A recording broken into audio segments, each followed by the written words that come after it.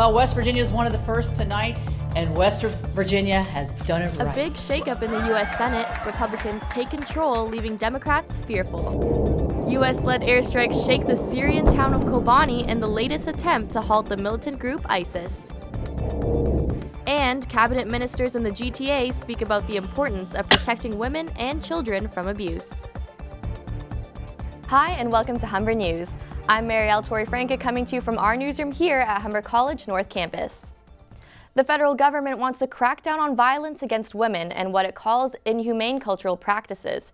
2 cabinet ministers came to Rexdale this morning to announce new legislation. Travis Pereira has the story.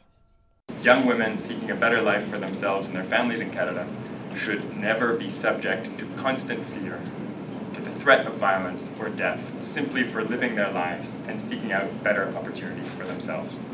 Polygamy, early and forced marriages, honor-based killings. These are a few of the cultural practices the legislation wants to end. Immigration Minister Chris Alexander and Kelly Leach, minister responsible for the status of women, were in town today to announce the plan to introduce a bill for zero tolerance for what they call barbaric cultural practices. We will continue talking about these issues. We will stand up for the protection, the physical well-being, and the flourishing of women and girls in this country to make sure they reach their potential and those barriers of violence are removed. In a 2013 speech from the throne, the federal government promised action on honor killings and so-called arranged marriages. Alexander said if the bill is passed, it will eliminate early and forced marriages from Canada's immigration system and the country as a whole. Executive Director of the Rexdale Women's Centre, Fatima Philippa, says having a press conference with such an important announcement at the centre is recognition of the great work they're doing tackling the issue of violence against women. Anything that helps us with our work with violence against women is going to be important to us, and certainly just looking at how that might benefit the clients that we're seeing. I think it's important to recognize that violence happens globally and including in Canada. It's attacking it from both ends. You know, working with women is important, absolutely. We want to make sure that their safety is paramount and the safety of their children is secure, but also working with men and helping them to recognize that their violent tendencies are not going to be accepted.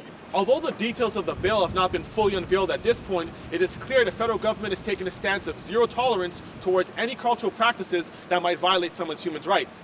In his speech, Minister Chris Alexander said there are no cultural boundaries to issues such as early and forced marriages or honor-based killings. And this is why Canada must establish a clear position that under no circumstances will these barbaric acts be tolerated within Canadian borders.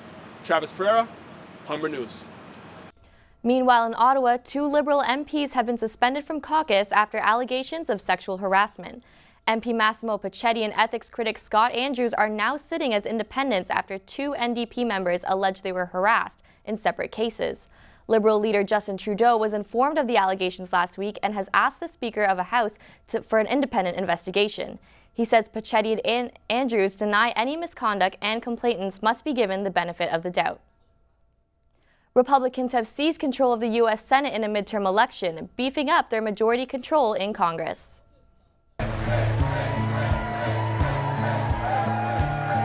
Tuesday's midterm votes give Republicans a boost as the country heads into the 2016 presidential race.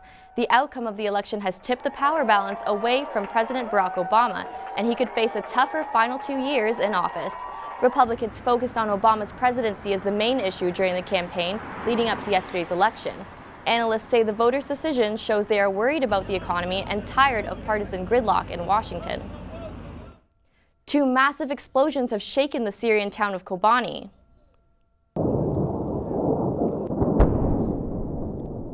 Fresh airstrikes from the U.S.-led coalition against the militant group ISIS hit the town today.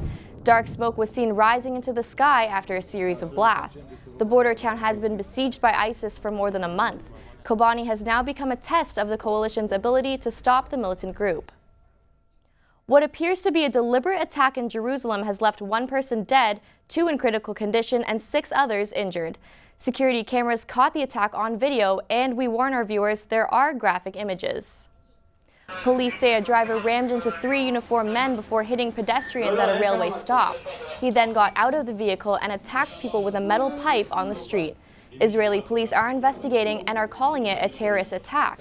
This is the second incident in 2 weeks as tensions are rising over a sacred compound in the Holy City. The driver was shot dead by police. The militant group Hamas has claimed responsibility. An investigation is underway into a deadly train derailment in Algeria. Reports say one person was killed and about 100 injured. The crash interrupted railway services between Algiers and one of its suburbs. Officials say the train derailed when it was changing tracks. Some good news in the fight against Ebola. There's action on 2 fronts today. A British treatment center has opened in Sierra Leone. The country has been one of the hardest hit by the deadly virus. At the center, there's 100 beds to treat patients. And meanwhile in Spain, nurse Teresa Romero is being discharged from hospital. Her doctor says that after 30 days of treatment, he's confident she's no longer contagious for Ebola. Residents of Pahoa, Hawaii are anxiously waiting to see if molten lava will destroy their homes. The lava has been stalled for a few days, but officials say it's still moving slowly and could damage utility poles and crops. There have been no injuries reported and no homes have been affected yet. The Humber Student Center has been transformed into a shopper's delight. The student marketplace has some great deals on clothing and accessories. Karina Novish has the details. Humber students are showcasing their business skills today at the HSF Student Marketplace. Booths were set up displaying handmade goods ranging from clothing to children's books.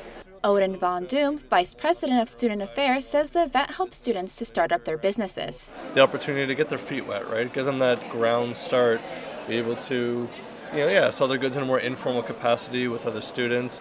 Students say they're excited by the opportunity to bring their businesses and products to a wider audience. It's like free advertising.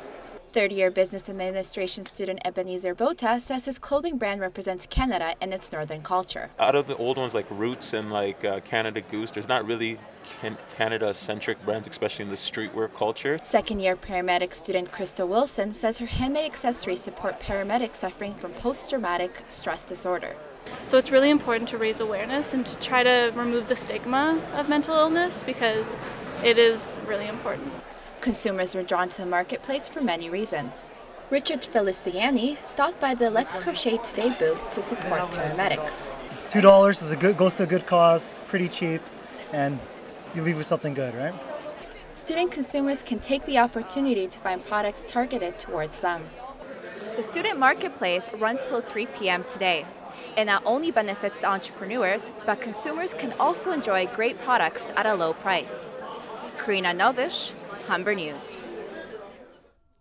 When we come back, we'll tell you what's happening in the world of sports, and Jordan will have your 3-day forecast. Thanks, Marielle. There's a chill in the air and dark clouds in the sky as winter is definitely on the way. We'll have your 3-day forecast after the break. But first, farmers in France are taking their protests to a fresh level. Farmers dumped 50 tons of local produce in the heart of Paris. They're angry about environmental restrictions and weak market conditions. After they dumped all these potatoes, they gave tons of produce away to encourage people to buy locally sourced food. More than 20,000 bags of fruit and vegetables were handed out.